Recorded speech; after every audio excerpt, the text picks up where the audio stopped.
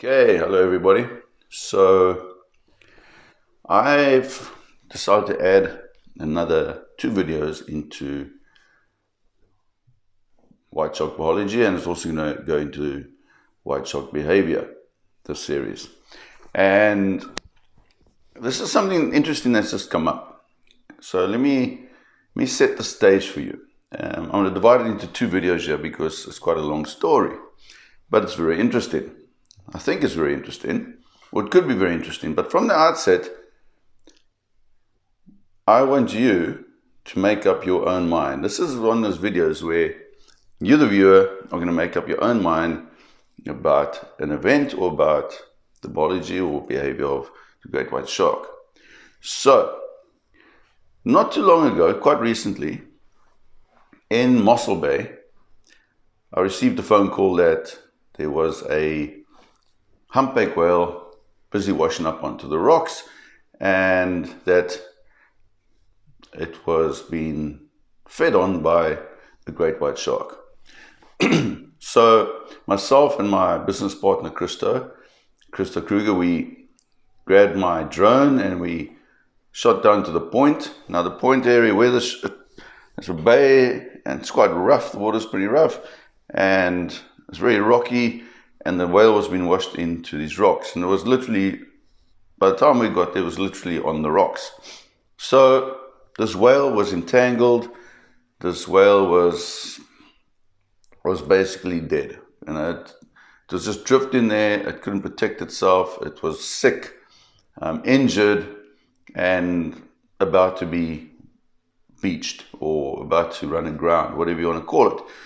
So Chris and I arrived there, and by the time we arrived there, Ryan Johnson and Enrico, two friends of mine and two very good shark scientists and very respected shark scientists, they were there already on the scene, and they got their drones into the air and they managed to get some really interesting footage, really spectacular footage of a great white shark feeding on this whale.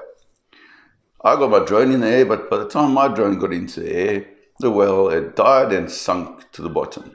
So it was a very short span of time, from the time that anybody realized that there was a whale washing in to the time it died and sank wasn't very long. So there wasn't much opportunity to film this. But I didn't put much thought to it. I really just forgot about it because to me it was just a normal scavenging event because great white sharks scavenge on whales. They scavenge on carrion. They're pretty picky, but when it comes to whales, they love scavenging on whales. They love eating the blubber. It's actually, if you're going to go out and bait great white sharks or chum for great white sharks, the best thing you can use is whale blubber. It drives them crazy.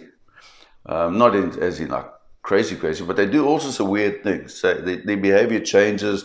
They start inverting themselves and swimming on the surface, gaping. They stick their heads out the water. It's almost like a drug to them, for want of a better term.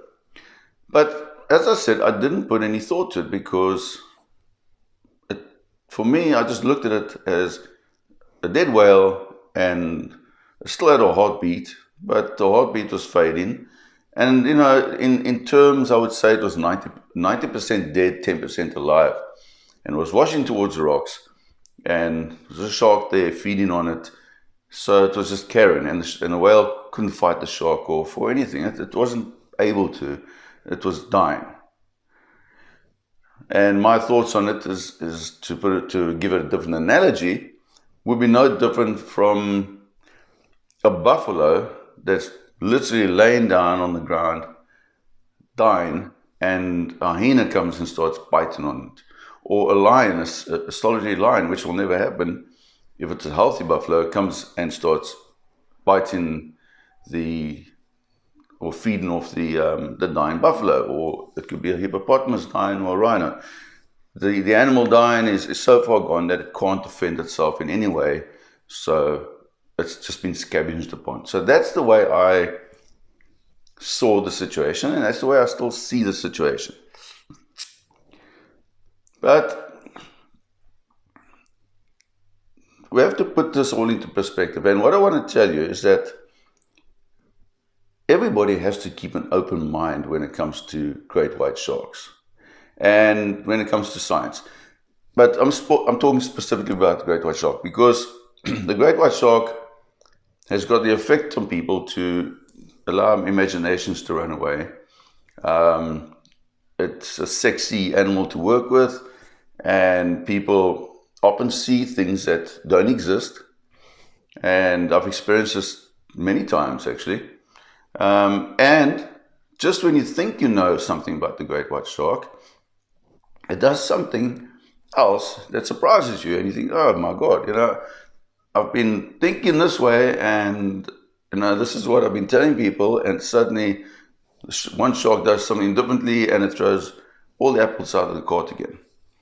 And I've experienced this myself on a number of occasions where you have to eat your words.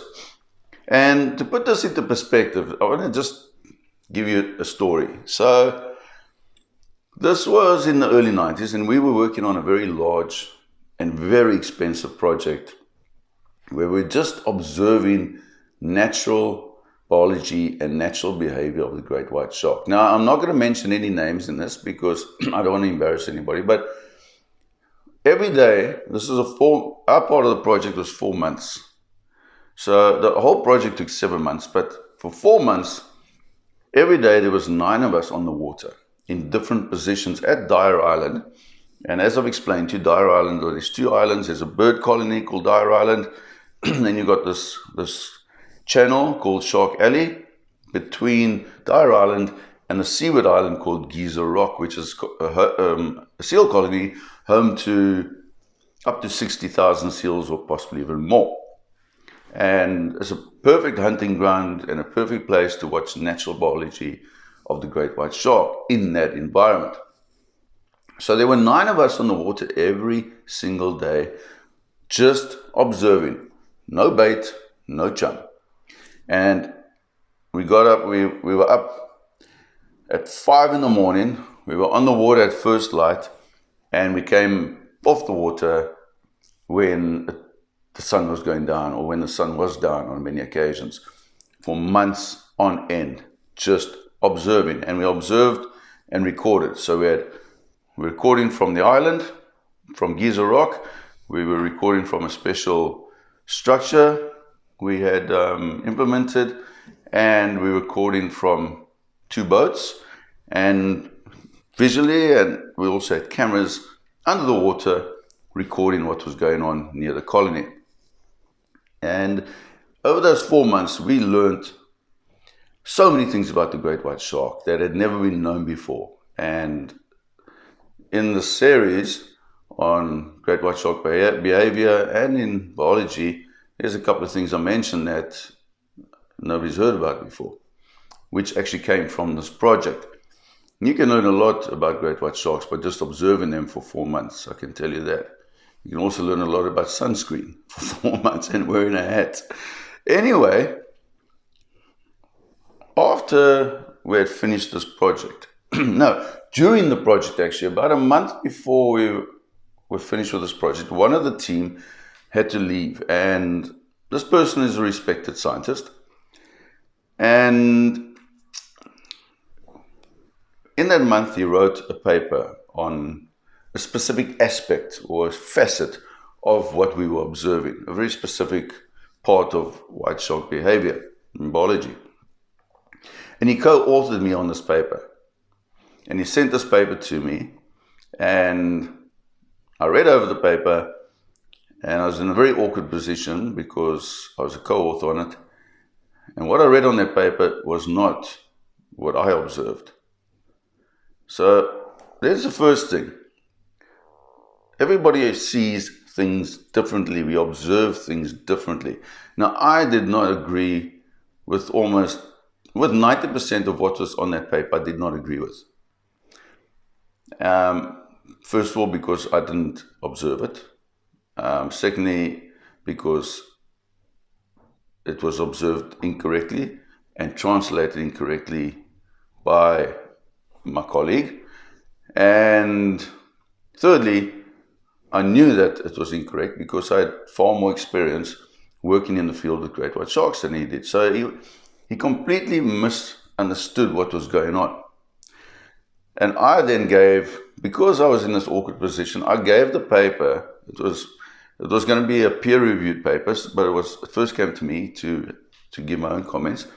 And I gave this paper to 3 of the team that I was working with. Now, this team that we were out there for those months, we're talking about the best of the best. We're talking about the Ferrari team, F1 team out there. So top people in their different avenues and their different professions. So the best of the best. So I gave the paper to three of these guys, and I said to them, would you put your name on this paper? And they all came back to me and they said, no, they would not put their name on that paper. So what I'm trying to get at here, what I'm trying to explain is that you can't believe everything you read about great white sharks. Generally in science, I mean, science, it's a building block of things. So how science works is, I want to prove that a great white shark, when it jumps out of the water, it somersaults 3 times and lands on its nose every single time. I see it once, it means nothing. I see it twice, it's interesting. I see it happen 3 times, I look at it and I think, okay, that's something worth looking at. But how am I going to prove that they don't? So I come up with a theory and I say, okay, I've got a theory that they somersault 3 times and land in the water exactly on their nose every time. I've got to find some way, some experiment to do 100 times over to disprove my theory. And that's how it works. So you can't believe everything you hear. You can't take it as gospel. That's what I'm saying, not believe. You can't take it as gospel everything you hear about great white sharks or read about great white sharks in scientific papers or journals, because it's building blocks and things change, and that's how science works. You've got to start somewhere and you build up, but you have to keep an open mind is what I'm trying to say. You can't be dogmatic about it. You have to keep an open mind, because somebody else can see something or you can observe something and it changes your outlook or your understanding of the species. The other thing is that it's a sexy animal, and like I say, it conjures imagination. And it's also an animal, because it's sexy, that there are scientists out there that will basically write any bullshit just to get a paper out. Honestly, total bullshit, as I've experienced myself. I had a guy called, and I don't mind mentioning his name, I had a guy called Mark Marks that was one of my team. He worked under me until he completely screwed it up and he got fired. But the stuff he came up with was from Marvel Comics, Yes, he came up with some interesting stuff, but, his science was imagination. He saw what he wanted to see. And then there's another concern, is that a lot of this goes on to television. Now, science is one thing, and then television is another thing. And television is entertainment. National Geographic, Discovery, blah, blah, blah. And what you see there is a veneer of what's really going on with great white sharks. It's a little piece of a much larger puzzle. And when statements are put out there which are not really true, or are conjecture or fantasy sometimes, or just speculation which sounds exciting for the camera because you've got a producer there and he wants the sound bites. The public watch this that don't know anything about sharks, and they take it as gospel and fact. And now I'm not saying, I'm going to just use this whale thing as I'm going to use this whale thing as a simple example. If I haven't even seen the documentary, But I'm guessing that there's a lot of people out there that now believe that great white sharks are so mean and so powerful that they'll attack and kill whales. But that is not a reflection on the science, because a documentary is made in the editing suite ultimately. It's made to the eyes of the producer, it's made to the lens of the DOP, your director of photography, and it's made to the eyes of the director, and then ultimately it's put together by people that were not even on the boat, the editing crew back in another country. So the information you get is thin. The true information you get is thin, and very often the information is vague and it can be construed in any number of ways, and people get the wrong impression about the great white shark. And that is my experience with this animal. Now I'm going to stop this video now. But before I stop it, I want to still state, in this particular thing, you make up your mind.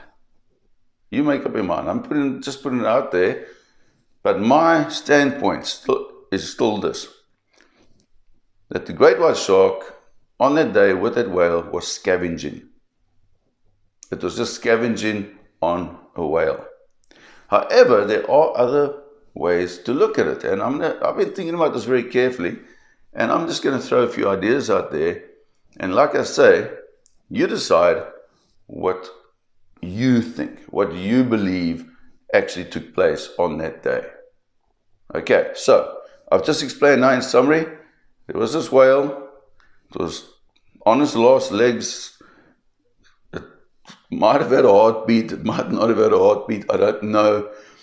It was basically drifting on the surface of the water, entangled, dying, and it died, and it sank to the bottom. But before it sank to the bottom, kudos to Ryan and Enrico. They were quick enough to get there and actually film some very interesting information. And then a friend of mine, Sasha Dines, she's taken this footage, and she's written a paper on it, a peer-reviewed paper, and she has put her speculation out there and her ideas out there, which is completely 100% correct. And it also makes me happy because in the early 90s, well, in 1995, I published a paper, peer-reviewed paper, Population Dynamics of Great White Sharks Along the Southern African Coastline. And when you do a scientific paper, you write an introduction and you explain the species and basically a summary of what you are writing about and what the paper is about. And in that paper, I stated that great white sharks can kill and consume prey smaller than themselves and larger than themselves. Now, I've mentioned this in another video, and I got slammed. Peter Klimley and Dave Aney, who I have the deepest respect for, excellent, top white shark scientists, they ripped me apart and they said, that's not true. They won't attack prey larger than themselves. So I took it out. In the review, when I got the paper back and it had red lines all over it, I took that section out and I dumped it. But I never let go of that theory of mine, because I believed then that great white sharks can attack and kill prey larger than themselves under certain circumstances and just in normal, healthy circumstances. But I'm going to explain that in the next video, and it's going to reflect back onto what we've been discussing here. Okay.